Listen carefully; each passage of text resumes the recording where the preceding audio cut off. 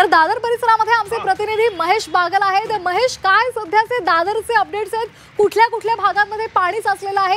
Railway वाहतुकीवर सध्या काय परिणाम झालाय? नक्कीच दादर परिसरातील हिंदू कॉलनीचा जो परिसर आहे तिथली परिस्थिती आता मी तुम्हाला दाखवतो। सकाळी 10 वाजता जी24ची टीम या ठिकाणी आलेली होती, तेव्हापासूनची जी परिस्थिती आता तुम्ही पाहताय ती अशीच आहे।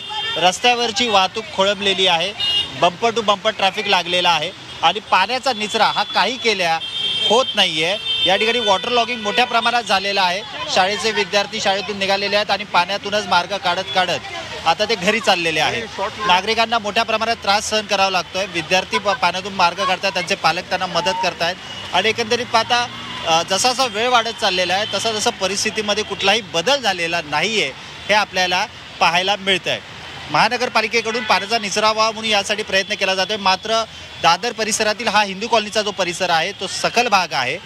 पाऊस वाढला की या ठिकाणचा पाण्याचा जो निचरा आहे तो होण्यास वेळ लागतो, मात्र पाऊस काय थांबण्याची लक्षणं नसल्यामुळे हा पाण्याचा निचरा अद्याप इथून झालेला नाहीये। तर दुसरीकडे माझ्या उजव्या बाजूला मुंबईच्या दिशेने जाणारी वाहतूक असेल किंवा मुंबईच्या बाहेर वाशी, पनवेल, नाशिक, ठाणे या ठिकाणी जाणारी वाहतूक असेल, ही या दोन्ही मार्गांवरची वाहतूक ही आता या ठिकाणी स्लो मुव्हिंग म्हणता येणार नाही, ठप्प झालेली आपल्याला पाहायला मिळते। बंपर टू बंपर ट्रॅफिक लागलेला आहे। बाईक्सवर असतील, ट्रक्स असतील, बस असतील किंवा कार्स असतील, या सगळ्या रस्त्यावर अडकलेल्या आहेत। त्यातून मार्ग काढण्याचा प्रयत्न केला जातोय। पोलीस प्रशासन, ट्रॅफिक विभाग यासाठी काम करत आहे, मात्र पावसाचा जोर जोपर्यंत कमी होत नाही, रस्त्यावरचं पाणी जोपर्यंत कमी होत नाही तोपर्यंत ही परिस्थिती लवकर बदलेल किंवा यामध्ये काही फरक पडेल अशी शक्यता सध्या तरी वाटत नाही आहे। हवामान खात्याकडून मुंबई शहराला रेड अलर्ट देण्यात आलेला आहे आणि रेड अलर्टच्या माध्यमातून योग्य ती उपाययोजना करण्याचा प्रयत्न केला जातोय खरा, मात्र त्यामध्ये कुठल्याही प्रकारे नागरिकांना दिलासा मिळालेला नाही आहे हे मात्र या ठिकाणी दिसून येत आहे।